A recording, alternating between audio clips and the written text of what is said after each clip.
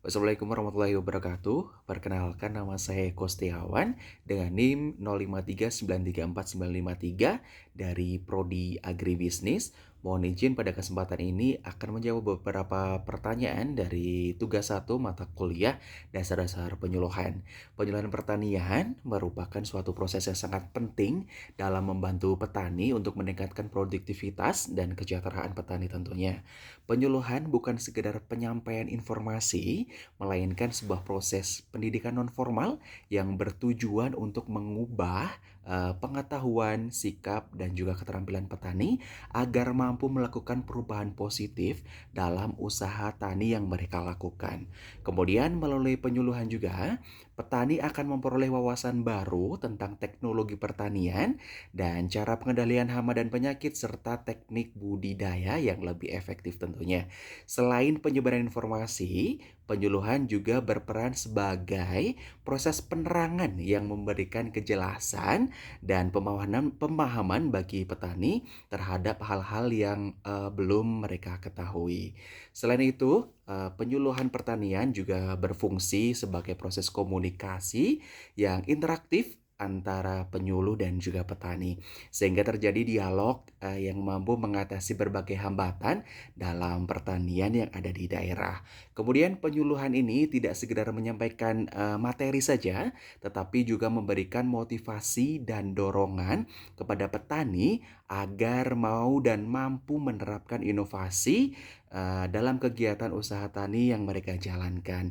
Demikian penyuluhan menjadi proses rekayasa sosial yang dapat menciptakan perubahan perilaku petani menuju peningkatan kesejahteraan melalui pengelolaan sumber daya pertanian yang lebih baik dan juga berkelanjutan. Baik, untuk selanjutnya adalah sasaran penyuluhan disebut sebagai sasaran karena mereka adalah kelompok individu yang menjadi fokus utama dari kegiatan penyuluhan. Dalam konteks pertanian, sasaran ini biasanya adalah para petani beserta keluarganya. Mereka lah yang menjadi tujuan penyuluhan untuk diberikan informasi, edukasi, serta motivasi agar mampu menerapkan teknologi dan cara baru dalam usaha tani mereka. Mengapa Mengapa penting menyebut mereka sebagai sasaran penyuluhan? Karena penyuluhan diarahkan secara khusus untuk mengubah pengetahuan, sikap, dan juga perilaku mereka. Nah, sasaran penyuluhan inilah yang jika berhasil mengalami perubahan akan membawa dampak positif berupa peningkatan produksi pertanian, pendapatan, dan juga kesejahteraan keluarga petani tentunya. Selain itu, petani dan keluarganya merupakan pelaku utama di lapangan dan langsung melakukan kegiatan bertani. Mereka yang harus dibantu agar dapat mengatasi berbagai tantangan dalam usaha tani mereka. Oleh sebab itu, mereka menjadi fokus utama agar penyuluhan yang dilakukan tepat sasaran dan juga memberikan hasil yang maksimal. Tentunya dalam sistem penyuluhan juga ada kelompok lain yang mendukung atau menjadi penentu kebijakan seperti itu. Namun sasaran utama tetaplah petani dan keluarganya sebagai penerima manfaat langsung dari penyuluhan. Demikian penjelasan singkat mengenai mengapa sasaran dan penyuluhan pertanian disebut sasaran. Baik, untuk selanjutnya beberapa waktu lalu saya sudah mengikuti kegiatan penyuluhan yang ada di Desa Cimenyan, Kabupaten Bandung dengan tema demo plot produksi bawang merah, dan tema ini menekankan pada pengenalan dan juga pembelajaran teknik untuk menghasilkan benih bawang merah yang berkualitas, yang tentunya sangat penting untuk usaha pertanian bawang merah yang sukses dan juga produktif. Kemudian sasaran dari kegiatan penyuluhan ini adalah para petani bawang merah yang ada di wilayah Cimenyan, Kabupaten Bandung tersebut, dan para petani ini menjadi target utama karena mereka langsung melakukan kegiatan produksi benih dan juga budidaya bawang merah. Untuk karakteristik sasarannya adalah mereka Biasanya, petani lokal yang sudah memiliki pengalaman bertani bawang merah, namun perlu ditingkatkan pengetahuan dan juga keterampilannya dalam produksi benih unggul. Kemudian adalah sasarannya adalah kelompok tani atau poktan, di mana penyuluhan dilakukan secara berkelompok agar lebih efisien. Dan selanjutnya adalah para petani dengan sasaran umumnya memahami kondisi iklim dan juga kendala yang ada di wilayah mereka. Sehingga penyuluhan yang akan dilakukan ini menjadi solusi praktis dan teknologi sesuai dengan kondisi tersebut. Kesimpulannya, pada kegiatan penyuluhan bertema produksi benih bawang merah ini, mengarahkan materi dan aktivitasnya kepada para petani bawang merah agar dapat meningkatkan kualitas dan juga kuantitas bawang merah yang mereka hasilkan.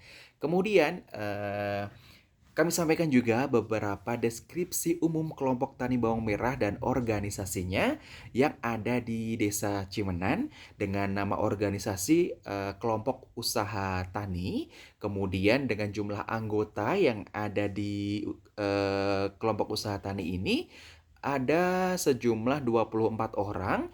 Kemudian kelompok tani ini juga beralamat di Desa Cimenyan, Kecamatan Cimenan, Kabupaten Bandung, yang mempunyai visi menjadi kelompok tani yang mandiri, produktif, dan inovatif dalam produksi benih dan budidaya bawang merah untuk meningkatkan kesejahteraan anggota dan juga masyarakat.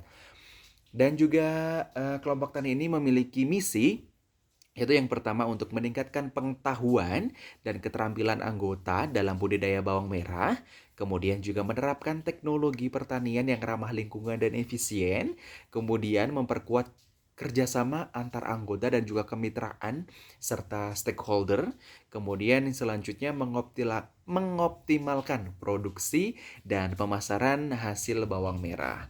Kemudian kami sampaikan juga untuk struktur organisasi dan juga fungsinya. Untuk ketua Poktanya sendiri dipegang oleh Bapak Dadan Supriyatna. Beliau ini adalah memiliki tugas memimpin, mengkoordinasi kegiatan, mengambil keputusan strategis dan lain sebagainya. Kemudian ada juga wakil ketuanya, ada Bapak Yusuf Taryana yang mempunyai tugas membantu ketua dan menggantikan ketua saat berhalangan. Kemudian sekretarisnya ada Bapak Agus Budi dan tentunya mempunyai tugas mengelola administrasi, pencatatan, korespondensi, dan dokumentasi kelompok. Kemudian untuk bendaharanya sendiri dipegang oleh Bapak Nana Sopian dengan tugas mengelola keuangan, mencatat pemasukan dan juga pengeluaran dana kelompok. Dan tentunya ada anggota ya. Untuk anggota ini tentunya mempunyai kewajiban untuk mengikuti kegiatan, melaksanakan tugas sesuai keputusan kelompok, dan juga berpartisipasi dalam usaha tani bersama. Berikut jawaban-jawaban yang sudah ada di tugas 1. Dari saya cukupkan sekian. Wassalamualaikum warahmatullahi wabarakatuh.